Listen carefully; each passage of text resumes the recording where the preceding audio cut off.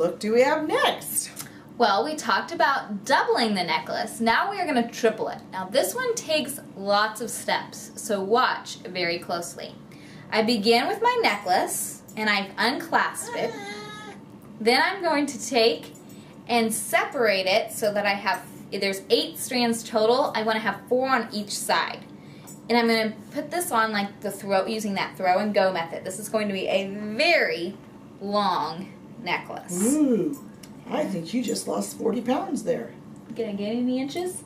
Maybe a couple. Yes! I think she's getting taller, maybe 5 foot. Then we are going to align it so that your clasps are side by side as they hang down on the front of your shirt. Okay, and at this point you are going to reach across and your right hand will grab the left side of the necklace, your left hand will go underneath and grab the right side, and you're going to cross them across each other so they form an X across your heart. Then at this point, you're going to hold on to the clasp because you're going to clasp it behind your neck. So I'm going to turn around so that you can see I'm going to pull this up and clasp it right there behind my neck. Now, I'm going to turn back around. As I come down, I keep hold of each of these strands. I just basically took my hands and ran them down along the strands. I want to keep them separate. If you let them go back together, you can still do this look, but it's a little bit more difficult to separate them out again. Okay, now what I'm going to do is I'm going to take one of the strands and pull on it to make it come down lower, while the second strand will then naturally move up and become shorter around my neck. So now I have 3 layers.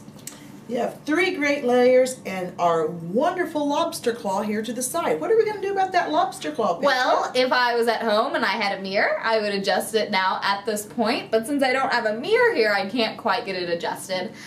Or earlier, I mean in our last look, Mom mentioned how you could do a ribbon or a flower. You could use that probably to cover up the lobster claw too. Great idea. But the point is, most of us get dressed in front of a mirror. So any of these little imperfections, we'd straighten them out before we'd go out the door, right? Of course. Oh, yes. We've got to look spunky out there.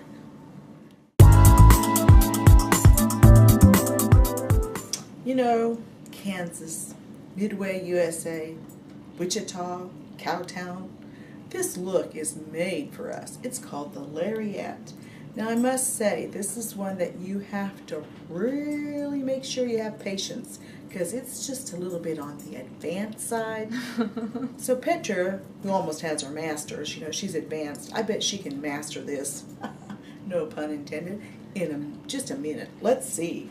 Okay, so what you're going to do, I don't know about a minute, we have our necklace. You're going to unclasp it to get that really long look again, and you're going to split it into the 2 pieces, 4 strands on each side. Now sometimes, and as you watch me, I kind of am playing with it a little bit. As I do this, sometimes you have to let your necklace untwist as well. So then you're going to take it and you're going to bring the 2 clasps together in the center and put them around so that they are at the back of your neck. Okay?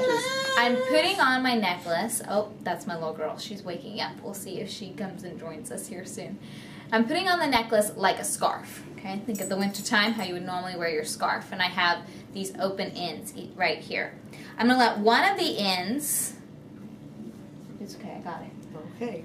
I'm going to let one of the ends hang down, and I'm going to keep this end open. I'm going to reach through and pull this end. She did have it. Just like this, so that it comes through that part of the necklace. And I created that Y look again using a lariat.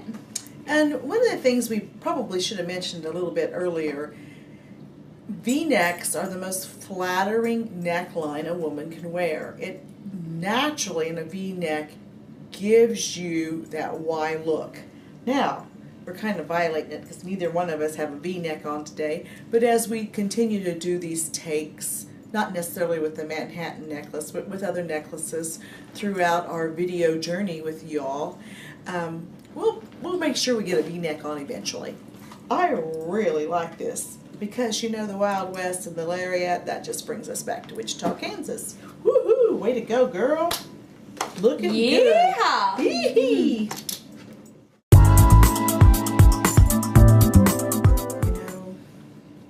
Dorothy, Toto, The Wizard of Oz. That's the name of that movie, right?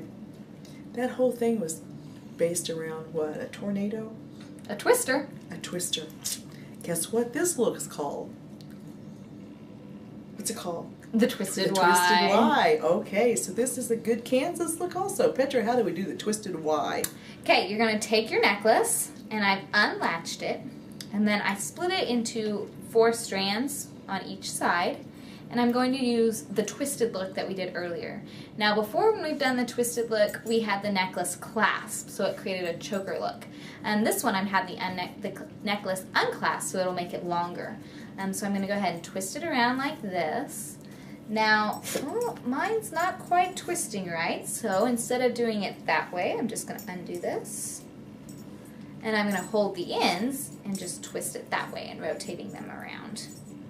And either way works to be able to do this look. And as you twist it, before we just went until it was twisted and we called that good and then put it on our neck. This time I'm going to actually keep twisting until it's a pretty tight twist. That is actually what's going to naturally be able to achieve this look.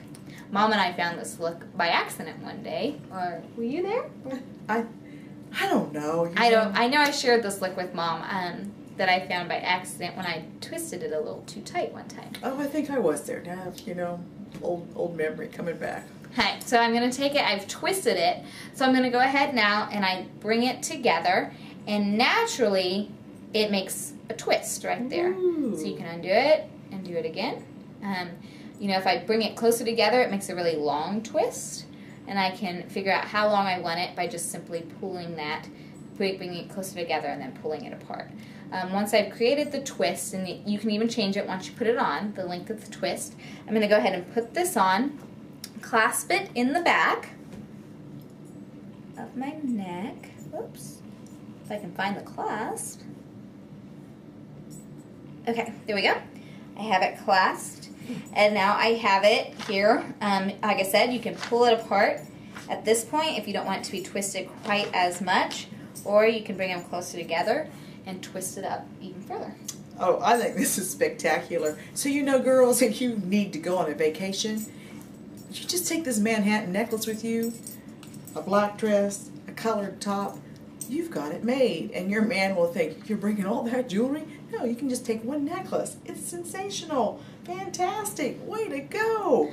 And Mom was talking about all the different ways to wear it. We still have several more looks to go, but as she's talking about all the different ways, my principal, my vice principal, and I all wore this on the same day, and we all wore it a completely different way. So although it was the same necklace, none of us had the same look on. We all had a different look. So it really is a versatile piece.